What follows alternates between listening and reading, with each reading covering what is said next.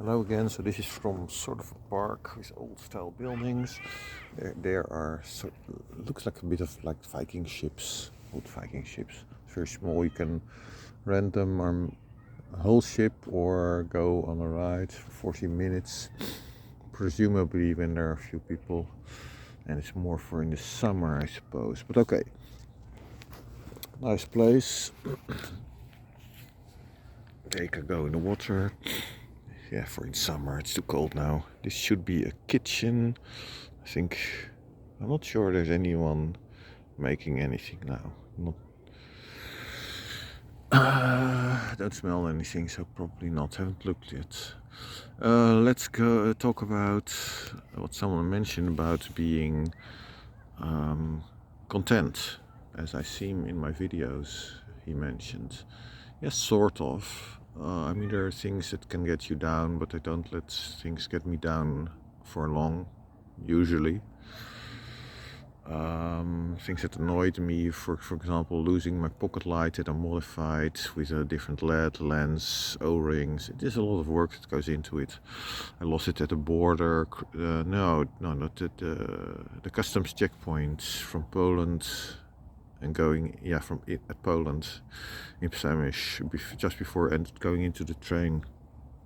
I didn't realize I lost it, but it's a shame. It's money, not so much. It's work. It's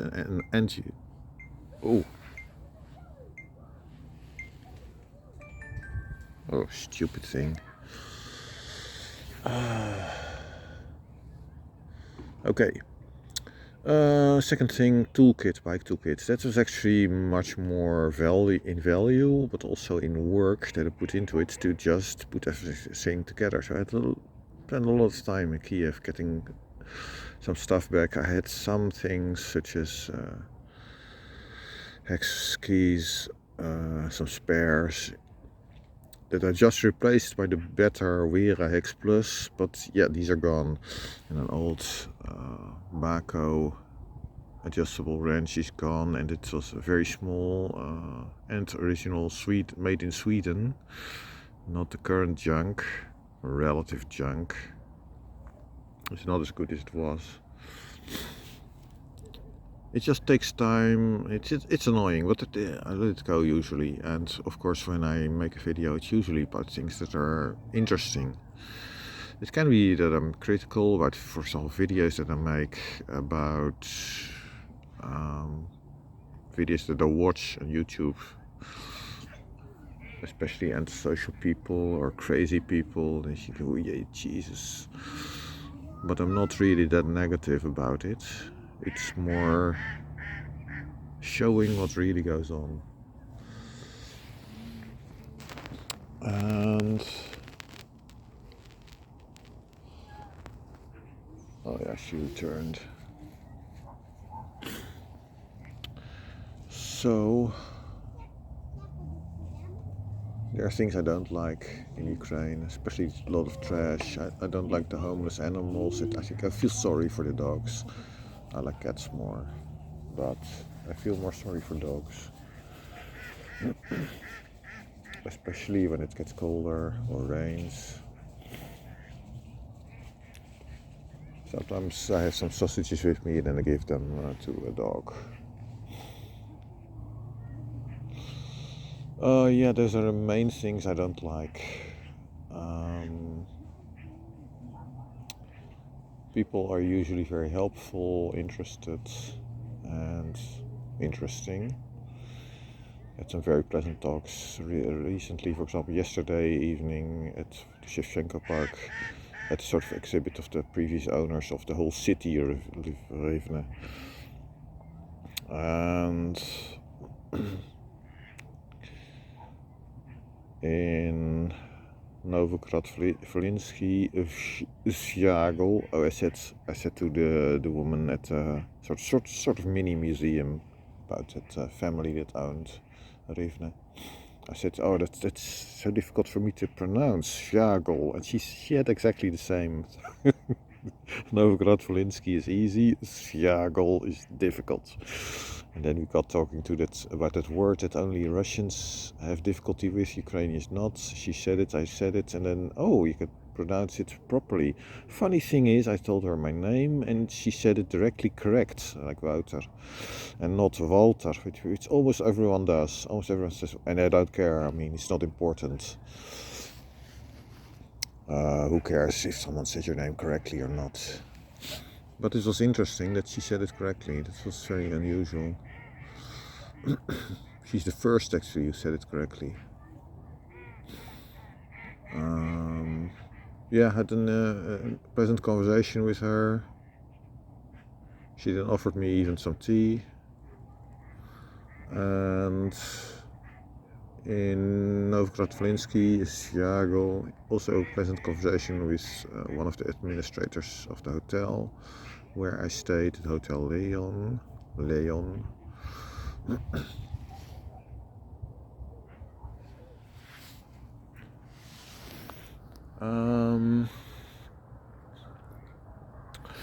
And in Kremenchuk, I had a pleasant conversation with someone who played the piano, violin. Oh, by the way, she was playing. She said Charivna Skripka. This enchanted, and I think she only said Charivna, but it's Charivna Skripka, enchanted violin, something like that. And I knew that song, and I told some of the music that I liked, and said, "Oh, it was funny." The woman with whom I talked yesterday said, "Oh yes, oh I love that song." Nina Matvienko, for example. Songs by her as well, other things. Yeah, sometimes you have people it's very pleasant to talk to. In general, I would say it's cool. In the Netherlands, I feel more neutral. There aren't so much the negative things. It's cleaner. There's not that stray garbage that you have behind bus stops, for example. I see cool bus stops in Mosaic. I make pictures, and behind it is a lot of garbage. Take your stuff with you. I take a little bit with me from what I see in the stray garbage, but I can't take everything with me on a bike, of course. Can I take a little bit? This is the bike. Oh, this is the cup of tea that I put in the bottle holder from yesterday. Yeah, living here, it's a lot of work to arrange everything. And there's more pressure now on learning Ukrainian, and I don't know anything. So it's a bit annoying. But yeah, I can get by so far still with Russian. I'll learn it in due course. Yeah. What can I say is about the things that annoy me? How to be happy. Happiness is not really my main motivation in life. It's doing interesting things.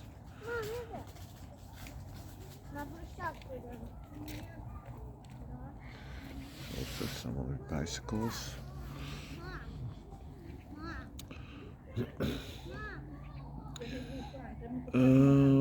Interesting things, yes, it's important to me. It's more important than feeling really happy. And you can't feel really happy every day.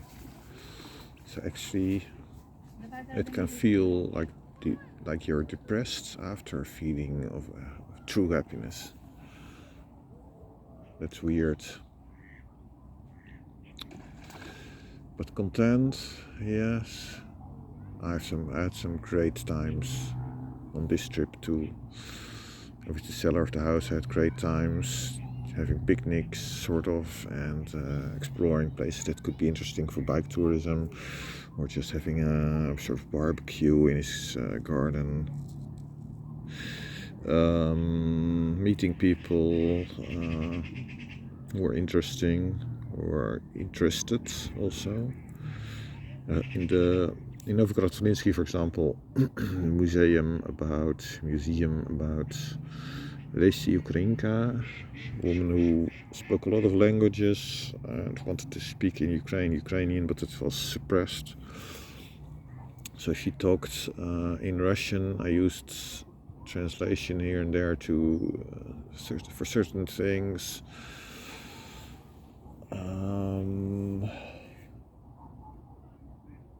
Yes, it was interesting the way they respond to you. It's much more positive than in the Netherlands. Much more interested. Not everyone, of course. But in Kherson, for example, also military guys. I wasn't even allowed to be there, and said, "Yeah, I just cycled," and I said, "Dobry den," and nobody wanted to see my papers, and so it happened that I was there. But it was apparently very dangerous, and I made a picture of a theater that was badly damaged from an attack, and someone came up to me, "Yeah, you're not allowed to make any pictures. Are you a journalist or something?" "No, I'm not a journalist."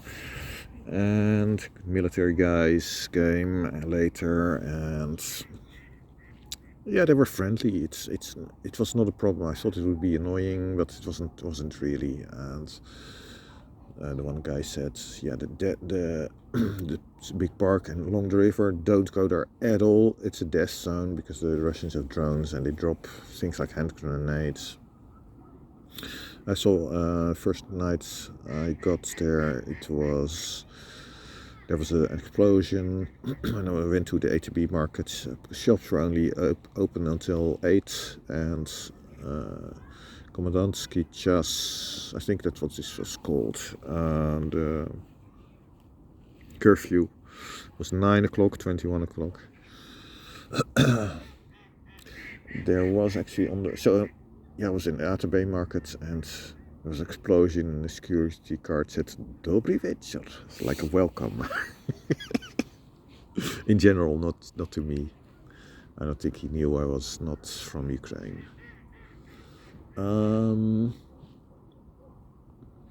Good evening, so that's it, Dobry večer.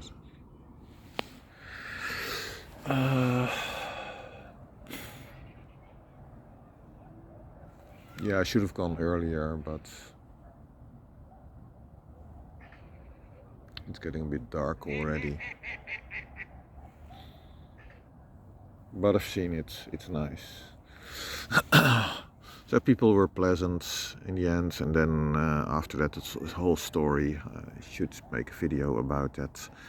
Military guys, yeah, they were very helpful. It's not a problem. They did interrogate me the second time when I wanted to go away from Kherson by bus. Actually had bought a ticket for the train, but there aren't any trains going to Nikolaev. It's weird. I didn't realize it. I thought, yeah, why is it going like this? Why can't I? Looks like a gravel bike or something. Looks like a leather saddle.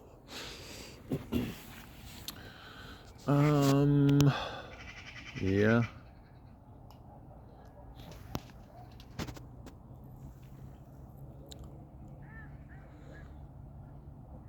So content. Yeah, it's nice.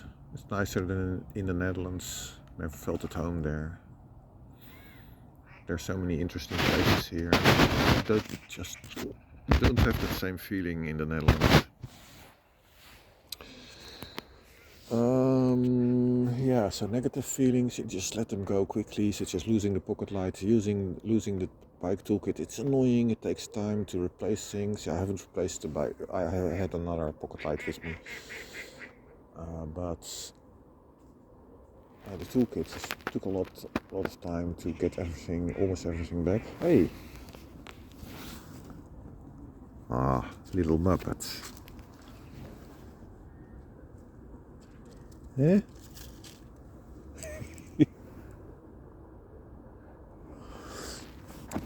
He came to greet me.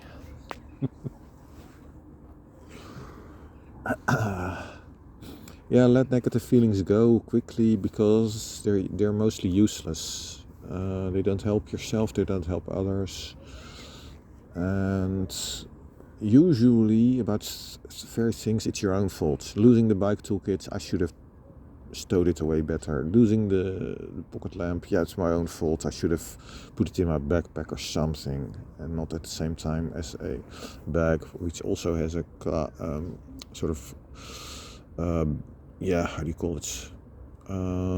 Sort of a belt going across my neck, and that caused the clasp to go loose for the bike, for the pocket lamp, which uses sort of clasp that can get loose if you pull on it.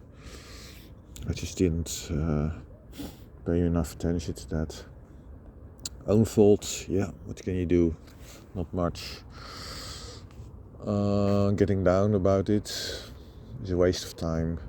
It's the same really with people. I don't understand. I've heard people arguing, for example, when I was in Odessa, where I rented a small apartment. And I thought, yeah, why? What's the point of it, you know? Why not try to do things together in a pleasant manner? Okay, that's it for now. Bye.